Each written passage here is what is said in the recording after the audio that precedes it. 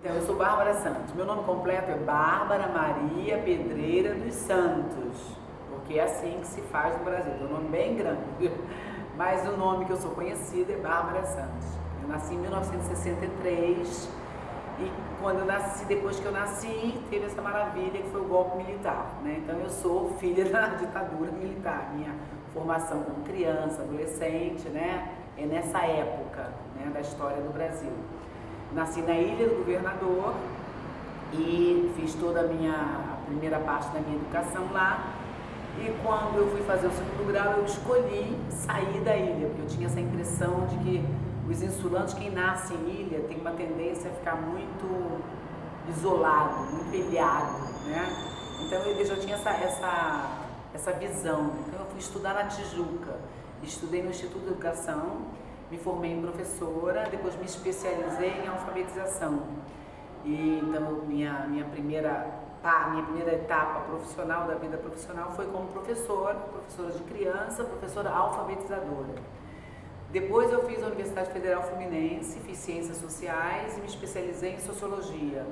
Então continuei na educação, mesmo como socióloga, eu trabalhava numa equipe multidisciplinar que acompanhava as professoras como se fosse uma espécie de formação, né? Formação do profissional em atuação. Bom, então eu fui com essa experiência também trabalhar com professores. Então eu fiquei na sala de aula, né? E também fiquei, depois a minha segunda parte era trabalhar com os colegas. E aí era bem mais difícil trabalhar com os colegas do que trabalhar com os meninos e as meninas que tinham tanta dificuldade de aprender a ler e escrever, né? E também era muito legal, era muito interessante, mas era bem difícil. A gente fazia uma vez por ano um seminário de abertura do ano. E nesse ano de 1990 para 1991, a gente tinha que discutir um monte de tema muito complexo para discussão. E a gente verdadeiramente não sabia como fazer. A gente estava se sentindo assim numa encruzilhada.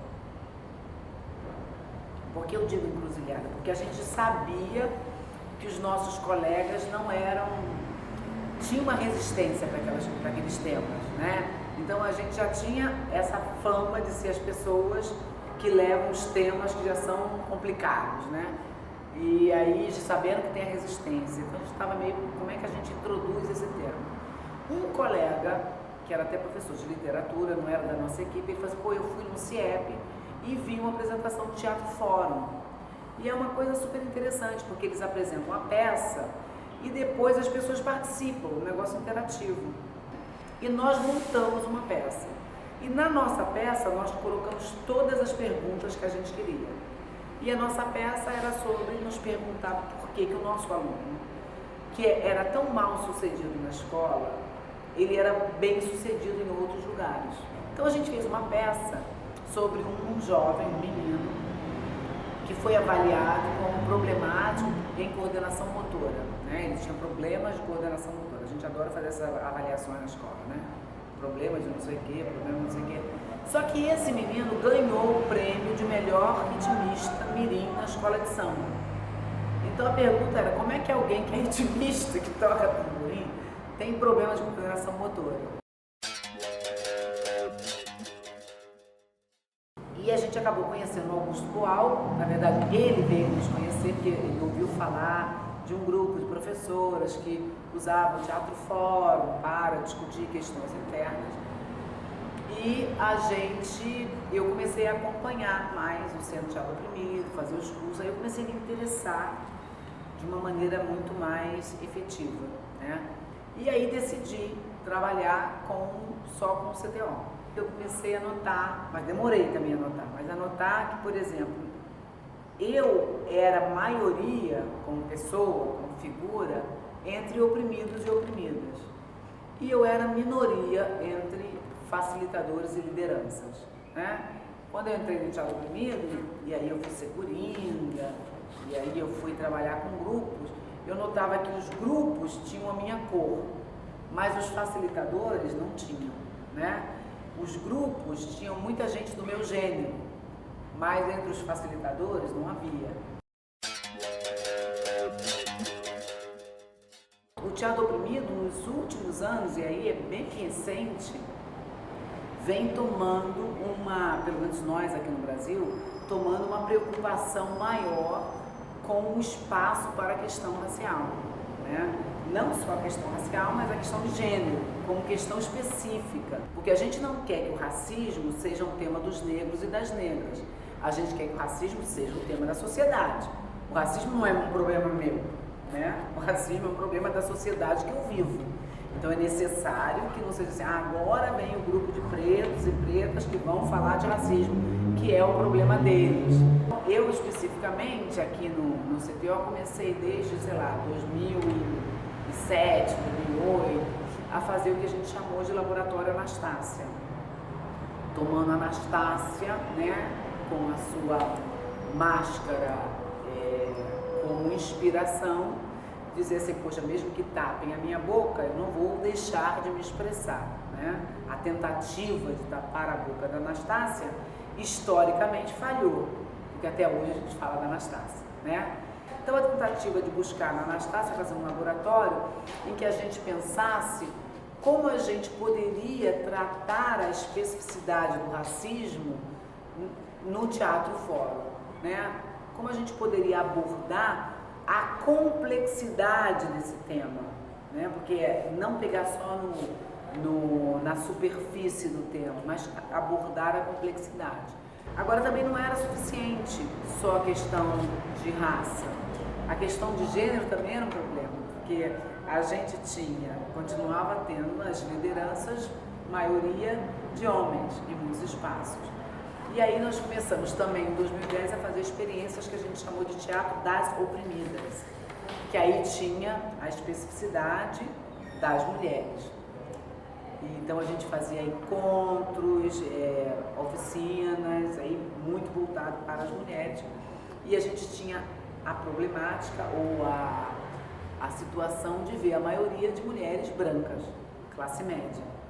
Então a gente também começou a se questionar, e eu especialmente como uma das lideranças desse movimento, a questionar, caramba, tudo que a gente faz, no resultado fica tudo branco, né? Tudo que a gente tenta, o final é branco. Mas não, vamos ver como é que a gente faz, como é que a gente resolve essa coisa, como é que a gente se questiona, inclusive questionando as mulheres brancas desse privilégio. E aí vem o Madalena Anastácia, que aí foi uma experiência para mulheres negras. Olha, eu como uma pessoa que vem de uma experiência do teatro legislativo, né, então a gente trabalhou de 93 a 96 tentando criar leis a partir do teatro, né, a gente fez isso dentro da Câmara Municipal do Rio de Janeiro. Eu acho excelente que tenha lei. Eu acho importante, porque quando a sociedade não reconhece alguma coisa, tem que ter lei para dizer assim, vocês têm que reconhecer. Entende? Então, a gente não pode ficar esperando o consenso da sociedade, né? E quando a desvantagem é grande, a gente tem que fazer alguma coisa compensatória. Então, a gente, como pessoas negras, nós crescemos vendo aquelas, no nosso livro didático, sem nos ver, nós fomos invisíveis. Então, a gente cresceu sendo invisível. Então, eu acho fundamental que tenha lei. Eu acho fundamental que a gente tenha consciência que a lei não muda a realidade. Ao mesmo tempo que é fundamental ter a lei, é fundamental que a gente esteja consciente que a lei é um instrumento. A lei é uma chave, mas chave não abre porta. Quem abre porta é mão que pega a chave e abre a porta. Se não tiver uma mão para pegar a chave e abrir a porta vai ficar fechada. Né? Então, eu acho que é isso, a lei é isso, a lei não é mágica. A lei é uma coisa importante, porque a gente precisa da chave para abrir a porta, né? Mas a chave não basta, não é suficiente, entendeu? Então esse é assim que eu vejo a lei. Acho fundamental. O que a gente está fazendo? Nós, no Teatro Oprimido, estamos fazendo a estética do oprimido. A gente está criando narrativa. Então, vocês não querem falar de mim, mas peraí, eu existo. Eu não vou acreditar em você que eu sou invisível. Eu não vou esperar que o opressor me conceda um espaço. Eu vou fazer, eu existo, eu quero existir, eu luto para existir, então eu vou correr atrás de criar esse espaço. Ah, é um espaço paralelo, alternativo? É. Agora são vários espaços alternativos, então a gente está metendo o pé na porta, não sei, a gente está abrindo outras portas. Se essa porta está muito grande e ela é muito fechada para mim, eu vou desenhar outra casa, né? E vou desenhar outra janela e eu mesmo vou abrir essa janela e dizer, eu existo. Então você vê que é uma coisa que aumenta, né? Que cresce. É um compartilhar de experiência que fortalece. Entende? Até depois você tem o seu campeonato para falar assim, agora eu escolho o que eu quero mesmo ter extensão, eu quero alisar, mas eu estou escolhendo o que eu quero. Não é uma questão de você estar imposta, você sofrer, porque é um sofrimento você nem conhecer o seu cabelo, porque você não pode nem conhecer que cabelo você tem. Então as mulheres dizem, eu não sei nem tratar do meu cabelo, eu não sei que tipo de coisa, né? Eu tenho uma amiga que tem um black power desse tamanho. E eu falava pra ela, poxa, meu cabelo nunca vai ficar em pé, porque meu cabelo sempre cai. Ela falou assim, claro, você usa os cremes, não usa? Um creme é um creme que é pra como é que fala? Pra domar o cabelo. Então, claro, o creme pesa e o cabelo vai ficando assim, né? Aí tem toda uma coisa de óleo natural, vegetal, né? Que não fica amansando o cabelo fica macio, mas ele não fica aplastado. A gente enche de creme para ficar dominado, né? Tá tudo dominado, porque um cabelo arrepiado é um cabelo, né, desgrenhado, é uma coisa... Então, isso é um saber novo, que você tinha que acalmar. Você tem, para vários trabalhos, uma mulher negra não pode com o cabelo natural ainda, né? Não é todo o trabalho. Ou pode, mas ela vai se preparar, né? Tem que se preparar. Então, pensando na questão estética, que é uma questão política para a gente, e a gente vê como é político. Tanto é que a gente vê a mudança que isso causou na vida de muitas mulheres.